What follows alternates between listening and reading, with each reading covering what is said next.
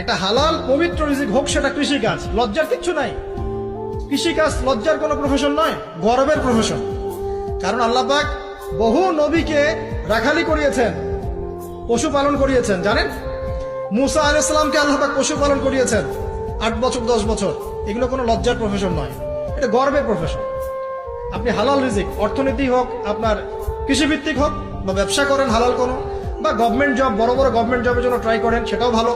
যদি না পান, বেসরকারি জব পান, আলহামদুলিল্লাহ। খেয়াল রাখবেন, জব করতে গিয়ে, ব্যবসা করতে গিয়ে এবং রিজিকের সন্ধান করতে গিয়ে আপনার নামাজ যেন ছুটে না যায়, আপনার রিজিকে হারাম যেন ঢুকে না যায়, আপনাকে যেন সুদ খেতে না হয়, আপনাকে যেন ফ্রি মিক্সিং এ যেতে না হয়। এগুলো খেয়াল রাখেন।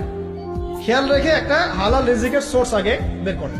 প্রয়োজন উদ্যোক্তা হন, নতুন কিছু উদ্যোগ গ্রহণ করেন, উদ্যোক্তা হয়ে নিজে কিছু প্রতিষ্ঠা করে দেখান, এমন কিছু করেন। এরপরে আপনি বিয়ের ফিকিরটা করেন, রিজিকের ব্যবস্থাটাকে করে নেন, তারপরে ওদিকে যান। আপনার